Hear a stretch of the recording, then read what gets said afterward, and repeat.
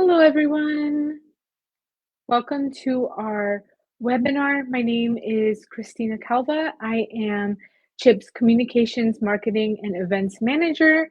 I am here to help host a webinar that we are doing to talk about our self-help program and to introduce or to explain more about the program and to give you more details on it. We have our expert, our self-help housing expert, Judy Orozco here. Hi, Hi, Judy. Christina. Hi, thank you for having me. Thank you for joining us. I know that with the holidays, it can be very busy right now. So we appreciate, and then with the launch of the new subdivision applications, it's extra busy for you right now. So we appreciate you coming and taking the time to explain about our webinar. We have, so our first question is really just a general one to get us started, which is, can you just explain what the self-help program is? Yes, for sure. With the self-help program, the primary funder will be your lender is USDA Rural Development.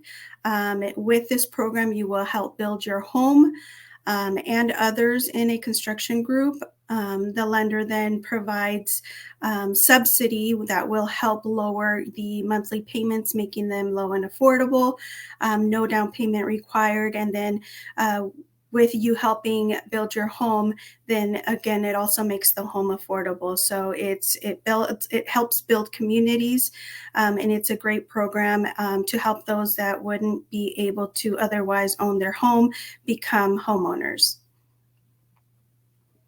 Thanks, Judy. And now that we kind of the general gist of the program, how can someone apply? Especially, like I said, we just launched applications for our Orland Park Estates subdivision. So how can someone apply? Yes, so we very recently launched, you mentioned, the Orland Park Estates subdivision application. This time around, we are changing things up a little bit, hopefully making the process a little bit easier for those that are wanting to apply. So for sure, if you've applied for the program and previously in years past, this hopefully will make it a lot easier for you to do so. We have one page application front and back, and on there all you will need to do is fill it out, sign it, and submit it.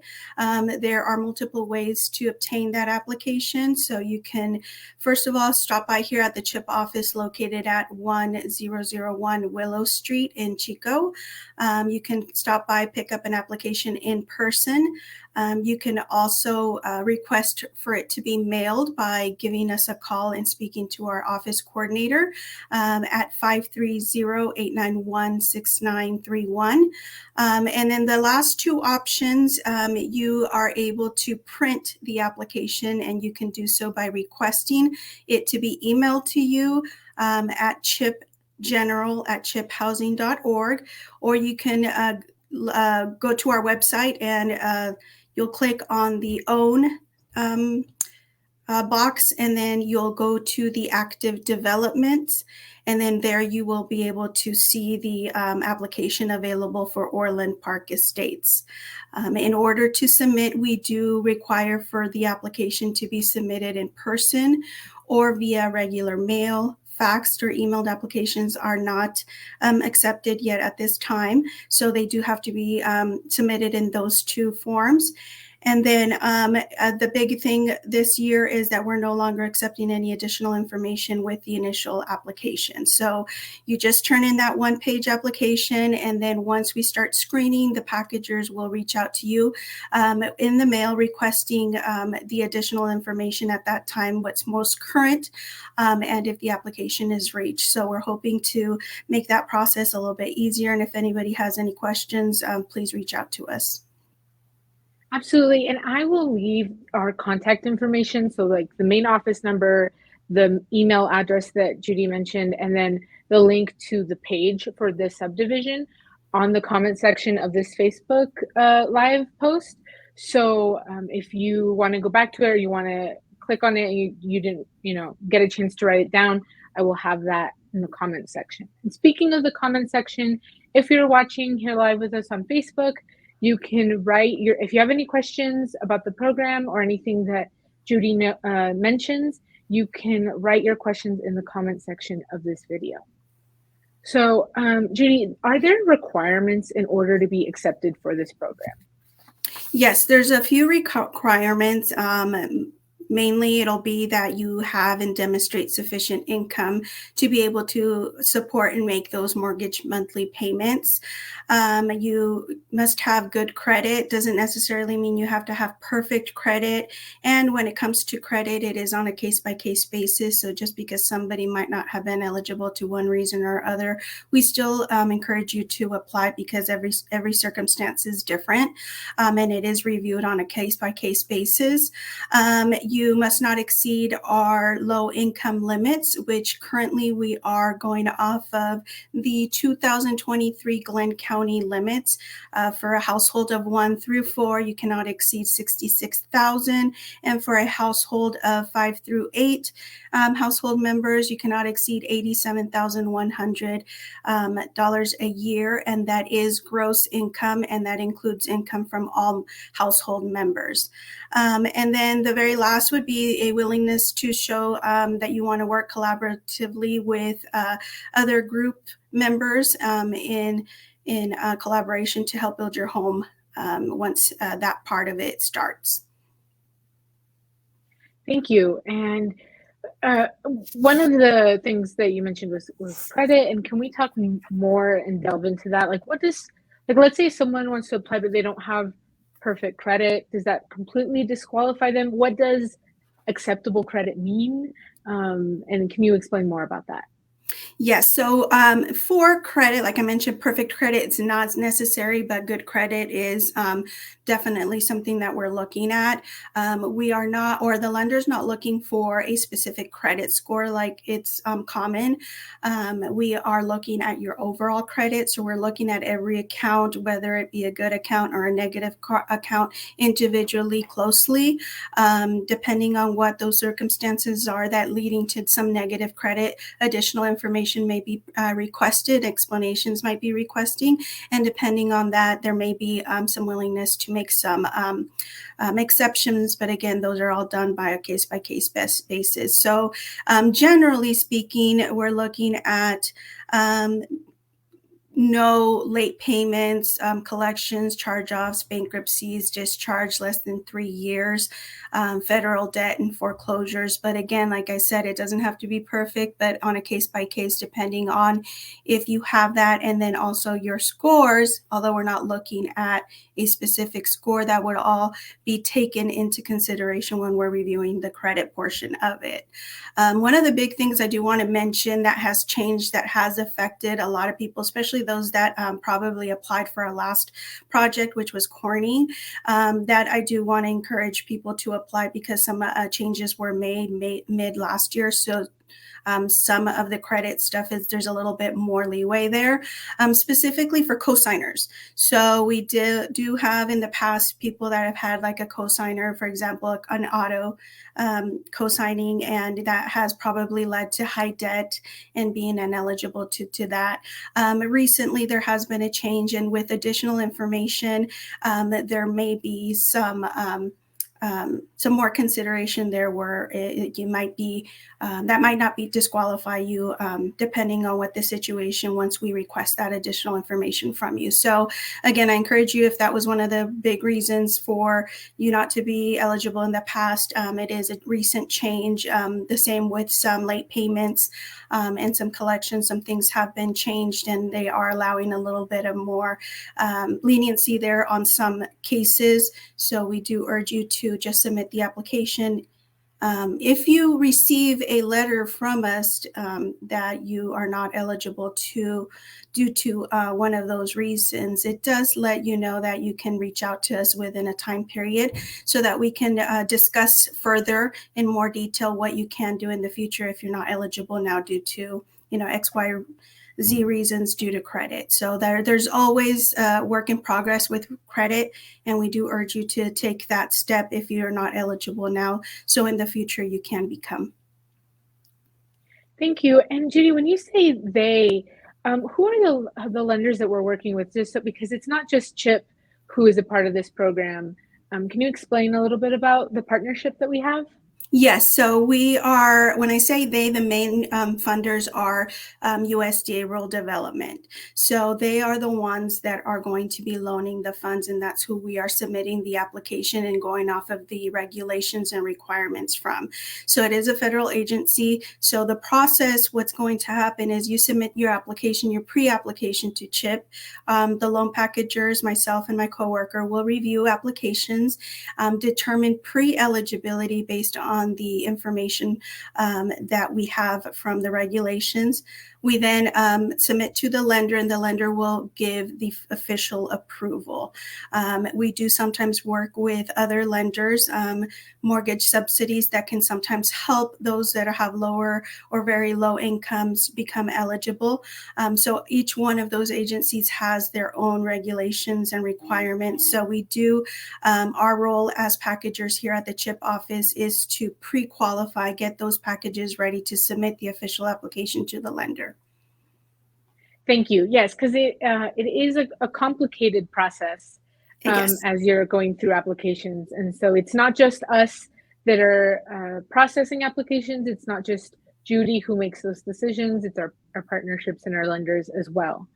And I'm Exactly. seeing I'm seeing some questions. So we're gonna finish up with our planned questions here in a little bit, and then once we get through those, I will start asking the ones that you put on our comment section. So if you haven't already done that and you have questions, please go ahead, type it in the comment section of this video, and we'll get to them once we open the floor for questions. So one other question, Judy, is about like when someone gets accepted. So getting past the application process, when someone gets accepted, what does it look like to build your own house through CHIP? And what does that construction process look like, which you already briefly mentioned? Yes. So like I mentioned, we'll submit the applications to the lender. The lender does the official approval, and then we schedule your closing. Once the loan is scheduled, then we can begin the construction portion of the process. So initially, when families are actually starting out there to build their homes, that'll be after like foundations are poured. Construction can start before then, but it's more of like the contractors and the non-family part of construction. But once families start construction, you'll be put into a group. You'll have a pre-construction meeting. We'll meet with the other members in your group, one of the packagers, and also the foreman who's leading the project. We'll go over all the information, what you can expect during construction. There is a 30-hour per week minimum that will be required per household to be done or completed until all the homes in the group are done. So once that starts, families work in their groups, and then at the very end, when all the homes are completed, typically groups are about, I would say, about 5 to 8 in a group. So once those 5 to 8 homes are completed, then those homeowners are able to get their keys and move into their home. It is a process, and many things are taken into consideration for the timeline. So it's really hard to determine how long it's going to take once construction starts. There's weather, there's materials, there's inspections. There's a lot of parts that go into the construction part of it. And right now, I would say it's taking about a year to about a year and a half for the completion from start to finish. Doesn't necessarily mean that the whole time, that year to a year and a half, families are under construction, but that's about a pretty rough estimate. And we're always working on it, finding and looking at better ways to hopefully close that gap. But right now, that is how long it's taking us. Yes, thank you. And I know there's no set date for when a Yes. construction is complete. So I know a lot of people, including me, can find that hard because I like to plan, and so that's really hard to plan for. But it is really worth it once you go Very. through the construction process. Yes, very. And then once you're in there, it is something that not everybody knows and has construction insurance, so you're learning a lot of things. And I think it's great because you end up gaining all these skills that once you move into your home, you'll be able to work on and do things on your home and not hire somebody out and pay out money. So it's definitely worth it. It probably seems a lot longer once you're looking at it right now, but once you're in it, it's definitely, you learn a lot of stuff, you make a lot of friends, you build a community with your other homeowners. So it's definitely a hard process, but it's definitely a process that's worth it. Absolutely. And so now we're going to open the floor to questions. We already have a few in the comment section, so I'm going to go through those.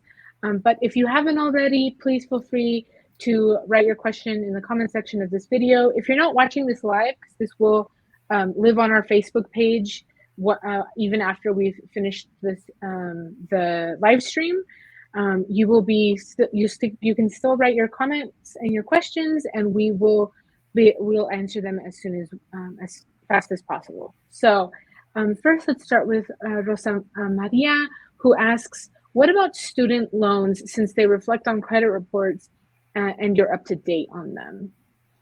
So student loans, again, one of those case by case. So if it's in repayment, we do have to consider the minimum payment amount that shows up on the credit report towards your monthly debt. And when it comes to monthly debt ratios, it is typically that 41% or less of what your total income, household income, including your mortgage payment, what that would be. That's what we're looking at for your debt ratio to be under that 41%. So depending on what your household size is, depending on what your income is, that will determine how much debt you can have. And one of those would be student loans. Now, if your student loan is in deferment, and it is in deferment due to it's an income-based deferment, then additional information will be requested. Typically, if it's not based on income that the deferment is done, then we will have to calculate about 0.5% of what the total balance shows on your credit report. And that would be the minimum payment that we use towards your debt. But it is something that we look at individually depending on what that the reason for deferment is. Yeah, so basically, if you do have student loans, it shouldn't be a reason not to apply. Exactly. Because Judy and our self-help team have to kind of look at the whole picture, right? Exactly. Yes, for sure. Never disqualify yourself just based on, that we have to count the payment, or if somebody else was denied due to that. Because again, income, household size, all of that, and the reason if you have a deferment or the amount of the payment, all is determined by each individual situation and income and household. Thank you. And what about so how old do you have to be to apply? Is there an age limit? An adult, so 18 and older. I believe if you are emancipated, as long as you provide us with that information, and if you're under 18 with that documentation, then we would be able to continue with the application. Otherwise, it would be 18 and older. Thank you. And how often do new housing developments become available in different cities? So we do have a 7-county service area. How often do new subdivisions become available? I would say an average of once a year that we have, sometimes twice, depending on how big that project is. Our previous one was last year, was Corning, and it was a pretty big subdivision. We're just now finalizing the last group. And then this one specifically for Orland is 64 lots, so we do plan on being there for a bit in Orland. And then our next project we do anticipate being in Butte County, which will be in Gridley. That is currently under development, so we don't have a very specific deadline on when that will actually come out, but it will, I would say, probably in the next year to year and a half, if not longer. But that is in the works, and that would be the next one. Thank you. Yes, it's very exciting to hear the new projects that are coming up.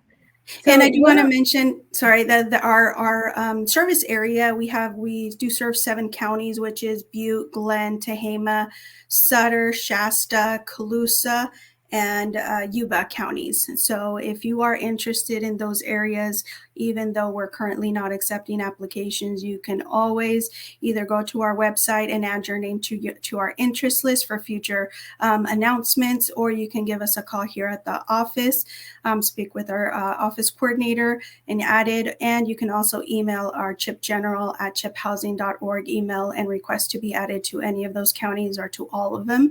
And then once we have something in that area, you'll automatically get that notification.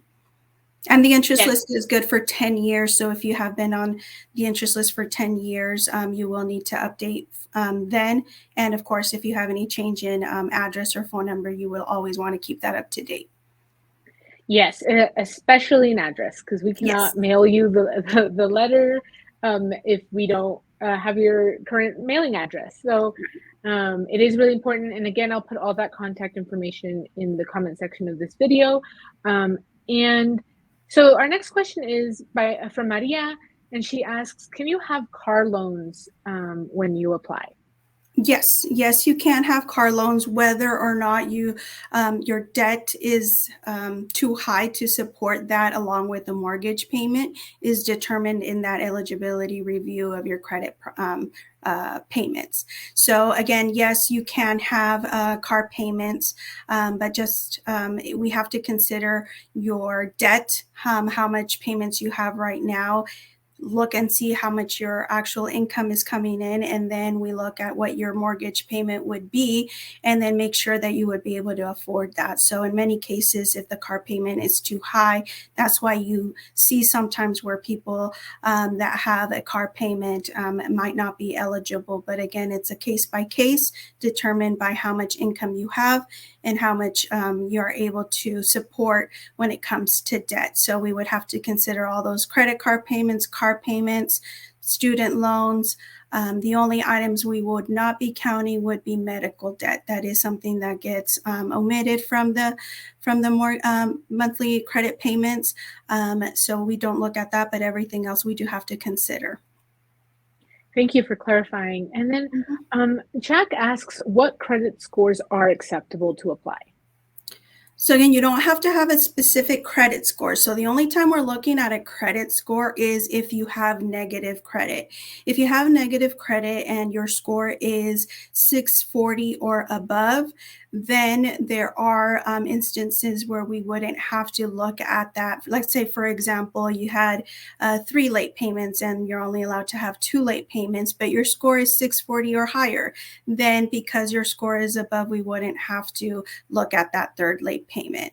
Or for example, a collection, if you have a small $100 collection and your score is 640 or higher, then we wouldn't have to consider that collection, because we're looking at your overall scores, at your overall credit, and we're looking that generally you do make your payments on time. That just for some reason or another you have this one, and then we'll ask for an explanation. So 640 or higher is just looked at if you have negative credit. It's like a secondary item that we look at to see if we can make an exception, but it's Thank not you. required. Mm-hmm.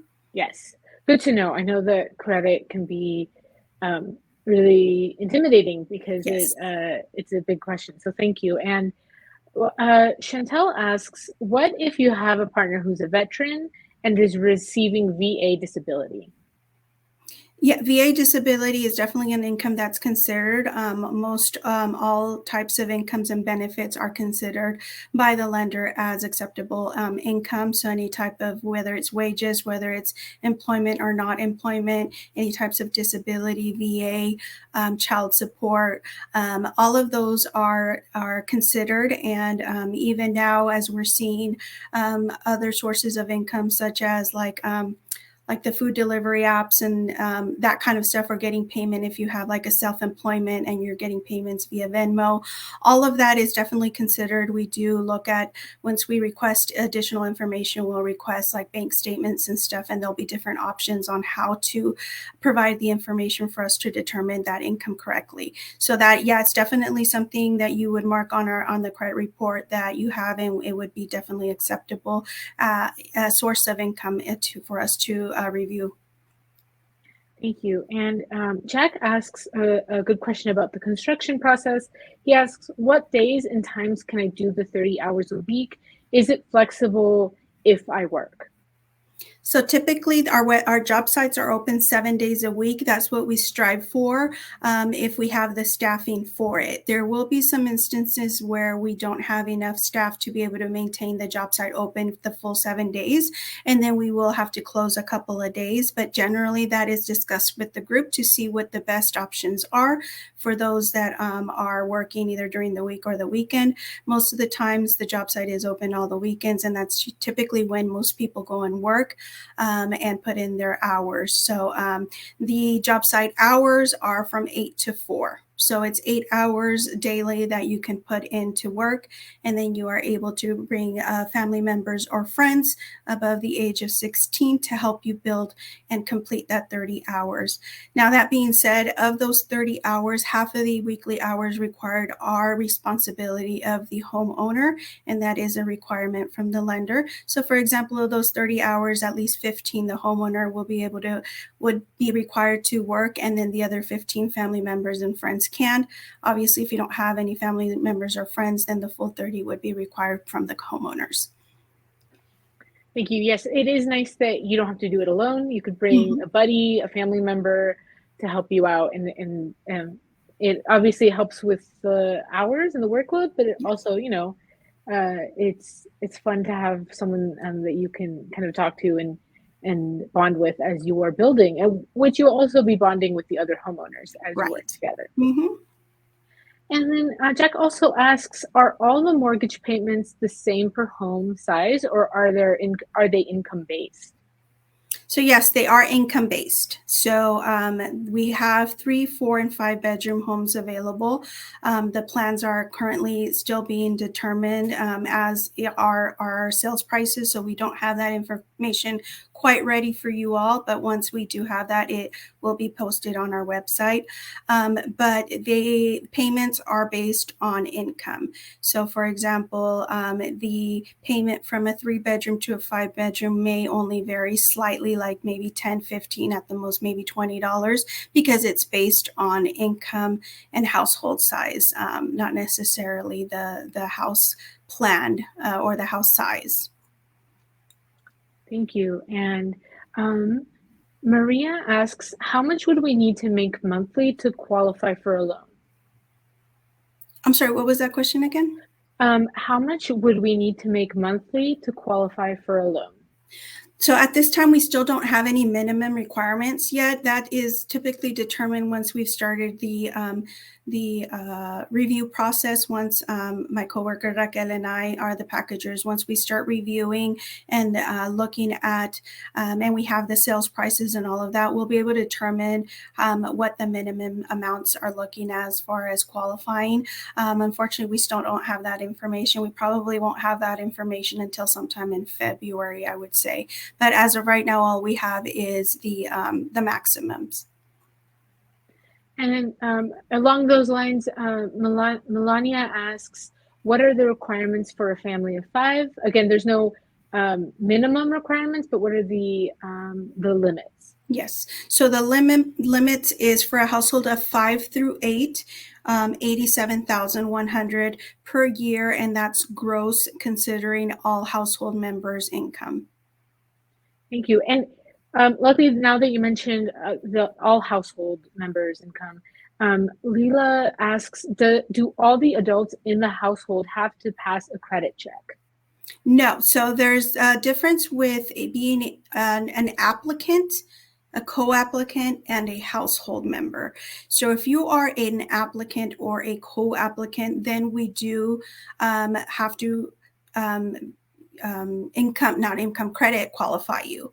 But if you are only a household member, meaning you will only be living in the house, you're not going to be on the repayment of the loan or on title of the home, then we do not need to do a credit. We will have to discuss like the income and consider that as income coming into the household, but you would not be reviewed your credit report because you're not applying for the actual loan. You're just going to be living in the home. Thank you. And Vanessa asks, Vanessa asks, can I apply early for the Gridley project? Also, once approved, can my teen help during the construction process? Their teen is 16 years old. Okay, so first of all, for Gridley question, unfortunately, we are not able to. We can add you to our interest list, but applications only become available once we're ready to start accepting applications. So you'll see on the application on the top left corner, it'll say the specific site for the application. So for this one, currently it says Orland. If you choose to apply for a different one, you would need to request a new application. We can't transfer applications and you can't apply early. So just make sure you connect with us here at the office via email or give us a call, and then we can double check and see if you're already on our interest list so we can update your information, or at that time you can provide the information and we can add you then. With regards to your teen, yes, 16 and older can definitely help you out there to put in the hours to help build your home. And Stacy asks, if there is a credit cards collection, would it be better to start a consolidation repayment to get those paid off now? So there are definitely, I can't tell you that a consolidation would be great, but it's definitely something you should work on and just do some research and see if consolidation is the best route for you. If you do the consolidation, or if you're starting to pay off debt or pay off accounts or lower your debt, just make sure you be consistent with it. I do still urge you to apply and kind of get an idea once we review what you were looking at, because sometimes if we don't see our credit report, we might actually think that it's worse than it really is, or sometimes the other way around, we might think, oh, that's good, and then something new pops up that we had no idea was showing on there. So I do urge you to get a credit report completed if you haven't done so in a long time. If you've applied for our project, hold off until we do that here, because too many inquiries will also affect your score. So we don't want to do that. But for sure, if you have options and want to start working on lowering some of your debt, getting some of those accounts paid off, for sure do so, because that'll only make things a little bit easier for you, if not this time around, for the future. Thank you. And Adriana asks or says that, good luck, Adriana. It was just a comment that she's applying for Orland, and she says she asks about applying for the 5-bedroom, but if she doesn't get that, could she get the 4-bedroom? Can you explain a little bit about how choosing your model works? Like, because we have 3, 4, and 5-bedroom models, correct? Yes. And on the application, there's the question that asks what you prefer, 3, 4, or 5-bedroom home. And that's literally just a preference, because we want to know what you want. And then what we'll do is, once the packager reviews the application, that's what we'll initially look at and try and qualify you for. If that is not an option and we need to go, let's say you wanted the 5, then we'll go down and see if the 4 or the 3 is something that you qualify, and we'll let you know at that time. It's not locking you in and saying, if you don't qualify for the 5, then you're out of luck. It's just a preference. So we know, because sometimes people want a bigger house. You're probably planning maybe for the future, or sometimes people prefer a smaller home, or even when the plans come out, that the layouts are different. So you might prefer the 3 or the 4 over the 5. So that's just literally a preference. And then once we review, we'll check and see, and then we'll give you the option if it's available for which models you choose from. That decision doesn't get made until you've actually been pre-qualified and you meet with one of the packagers. Thank you. And then Make Away asks, where will these homes be located? these homes that we're talking about, which is our newest subdivision, they're in Orland, and they're located south of Highway 32 and east of Hambright Avenue, between Davis Street in Orland. So that is, I know we can't give you like specific like addresses yet, and I know that that's hard to find on the map sometimes, but it's because those streets don't exist yet because we haven't started building. So we're not trying to be vague just to make it frustrating for people to not know exactly where it is. These are just the kind of area that we're building in because we haven't started construction yet. Yeah. So we'll try and see maybe if we can put up a little map soon here where it kind of gives you an idea for those that want to go out and look at the site. But again, like Christina was saying, it's really difficult because right now it doesn't show up like on Google Maps or any of things like that. It doesn't show up when you're looking for the directions, but we'll try and see if we can come up with a map or some information, driving directions on how to look at the site soon here so we can post it on either our website or on our socials so that people have that information. Thank you. Yes, we are working on getting that, and we'll post it once we have it, and we'll also put it on our website once we have it. And then Amanda asks, after turning in an application, how long before you hear something back? So right now we are accepting applications, and we are planning on to hopefully start requesting updated information towards probably the end of January, and maybe starting reviewing applications early February. So the way that we're doing, like I mentioned, we are kind of revamping our process, trying to make this a little bit easier and to do. So what's going to happen is after people are submitting applications right now, starting in January, mid to late January, once we determine we're going to start reviewing applications, a certain amount of people that, depending on the order the application was received, will get a letter requesting additional information in order for the packager to review the application. So it'll be done in sections in the order that the applications were received. So again, it's super important if you have the application, you're holding on to it, don't do so. Submit it as soon as possible, because the applications are on a first come first serve basis, and that is what determines when we actually review your application. So once you get that letter, it'll have a list of items that you'll need to turn in. You'll need to turn in, for example, a household members list, a check stubs, benefit information, bank statement, taxes, all the typical information we need in order to review, but it's just not requested initially. That'll be as we reach your application, we'll request the most up-to-date and current information at that time.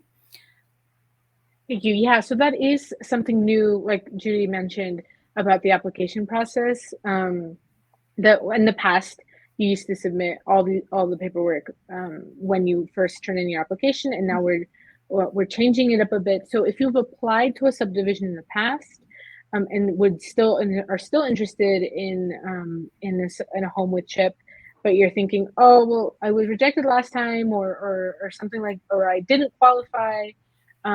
We encourage you to apply again because requirements change, and especially apply again if your financial and your income levels have changed as well, or something about your situation has changed. Yeah, and especially if we didn't reach your application. I know there was a huge interest for our last subdivision. There is a lot of interest this time around as well. So key for sure is turning in that application as soon as possible. Again, hopefully it made it a little bit easier. All you're doing is filling out that front and back page and turning that in. You can turn that in person here at the office, or you can drop it in the mail, and then we'll get you on our list. And then depending on when we reach your application, you'll get that notification in the mail for additional info. Yes, thank you. And yeah, it is first come, first serve. So we don't, not to put pressure, but timing is important in this situation. Yes. And then Amanda asks, do both homeowners have to work on a house, on the construction of the house, or just one? If there's two people on the loan, it can be something that they both are working on together, or it can be just one of the homeowners putting in their 15 required. It's totally your choice. And so at least half of the hours have to be put in by the homeowner or homeowners, and then the other 15 would be put in by family members or friends. Thank you. And then, oh, sorry, trying to catch up. So, um, we we have a question that says, "What if the credit score is poor, but the DTI is really good?" It depends on what the negative credit is. So if it's federal debt, there's definitely some requirements and things that we would have to pass by the lender initially first to see what their opinions are on it. Again, because we're not making that official decision, we are reviewing and pre-qualifying based on the regs from the lender. So it all depends on what that negative credit is, and then also the explanation or reason for that going into delinquency or debt or whatever it might be. So it may work, it may not, depending on a case by case. And we would go into more detail once the credit report is ran. And if you get a notification for us for additional information, you can then explain what the situation is. Thank you. And Andrew asks, if you're not credit ready, like when you apply, and a home loan packager says, you're not credit ready, does that mean you're automatically not taken into consideration, or is there an open window in time that you can get credit ready? So once we reach your application, we review it at that time, and it's basically like a snapshot in time. At that moment, we reached your application, and then we do have to officially send you notification if you are not eligible at that time. It does give you a few days to contact us in case there's an error, in case you're able to, like, that something's been cleared already, and you can provide us that additional information. There is a window there, and it'll be noted on the letter. But then after that, if you don't have it, and then let's say a month or two passes by and you have a change, like for example, you paid something off, or you ended up meeting, let's say, for example, like bankruptcy, and next month it clears, it's the 3 years, but right now it's not, then at that time it would be your responsibility to reach out to the packager and submit the evidence of the updates. And then at that time, if we still have homes available, we would let you know if we would be able to reconsider and reevaluate your application again.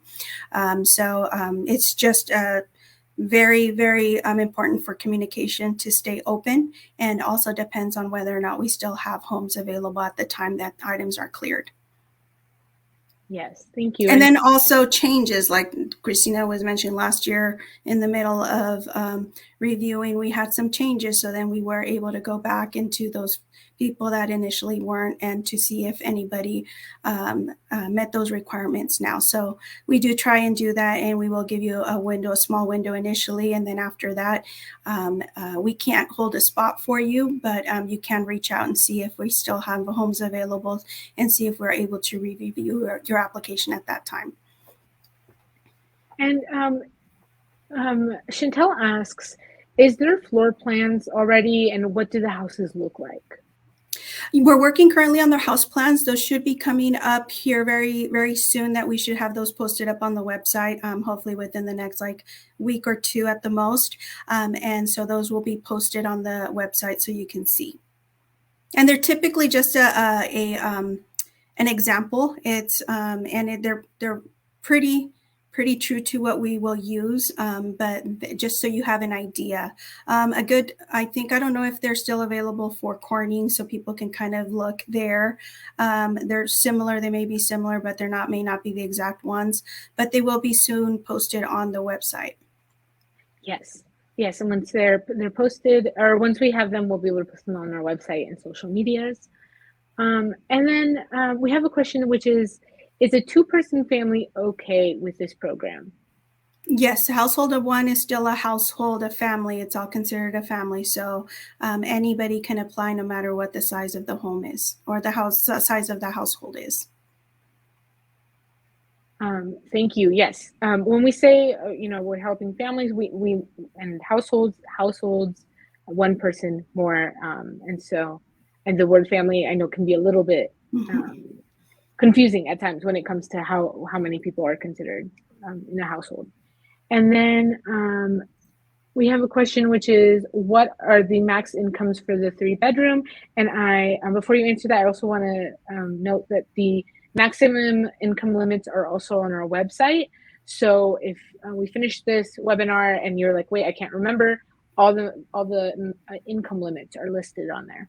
Yes, and then also I believe it's on our flyer as well. It'll have the limits on there, but a household of 1 through 4 for Glenn County 2023 income limits, currently 66,000 per year gross for is the limit, and then for household of 5 through 8, it's 87,100 gross limit as well.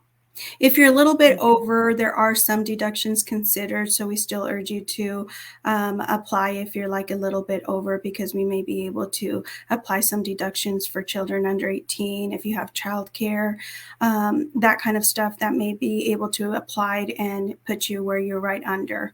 So if you're borderline, I still urge you to apply. Thank you. And um, we so Kasara asks, when do applications close? Just wondering how long until we know if we move on to the next step in the process. So we keep the applications open. We accept applications open until either all the homes are no longer available, if all families are identified, or if we get a very big amount or response of applications submitted, we may choose to close the applications at that time because we feel like we have enough applications that will be needed in order to identify the families. This is a pretty big project. It is 64 lots, so I don't anticipating that happen for quite some time. So it is open typically until all the homes have been sold, basically. Mm-hmm. And as far as when you'll find out if you've moved on to the next process, I know Jody, you already mentioned it a little bit. We won't. The self-help team won't even start processing until the new year. Yes. So there's that to consider as well, because with all the holidays and everything, we won't get started until January. And then you process in groups, right? So even if we haven't sold all the lots yet, that doesn't mean that we're not already creating groups. So like you mentioned, our subdivision in Corning, though families have already started building, you just finished the last group. So it is a lengthy process. Yes, yes. And for sure, what I would say is that you can call maybe, and keep in mind that the applications are reviewed in the order that we receive them. So it also depends on when you submitted the application. It might be you hear from us in February or March, or it might be in the later groups if you have not yet submitted your application and you're towards farther down the line. So we do. You can call the front office and speak with our office coordinator. You can email and just check on the status, and they will let you know whether or not your application's been reached. That's pretty much the only information we would be able to provide for you until the application is actually reviewed. So if you change addresses at any time during the process, also if you have an email to provide, do so. That would be the fastest way to contact. But yes, anytime during the process, if you have not heard from us, it's been a few months, and you're curious to know whether or not we've reached your application, just in case you missed something in the mail, you can just call that it's 530-891-6931 and speak with our office coordinator, Giselle, and she will let you know the status of it. Thank you. And then we have two more questions before we wrap up. And the first one is, when will there be homes being built in Chico? Unfortunately, we no longer build homes here in Chico. It is the urban program, which we no longer have. That is something that we had in our earlier years. We have not had that for a really long time. Currently, we just have the rural self-help program, which serves those 7 counties and then the rural areas. So unfortunately for Chico, we don't anticipate anything. That doesn't mean that maybe in the future something might pop up, but nothing planned at this time, unfortunately. Right. And then our last question is Claudia asks, can I send in an application with a cosigner and another one just a loan? So what I do recommend with regards to cosigner is that you submit your application yourself and then include a little note, whether it's a little sticky on there or on the side, make a little note and say, if not eligible, I do have cosigner in mind, and that way when we actually reach the application, we can then request the specific application information we would need in order to do so. So at this time, you don't need to do or provide anything other than that little note stating that, and that way, if for some reason you're not eligible on your own, then we know that there's a possibility that you have a cosigner in mind. And then we'll request that information and we'll go further. Thank you. That was a great question. And that wraps it up for our webinar in English. We do have a webinar in Spanish at 4 p.m. today.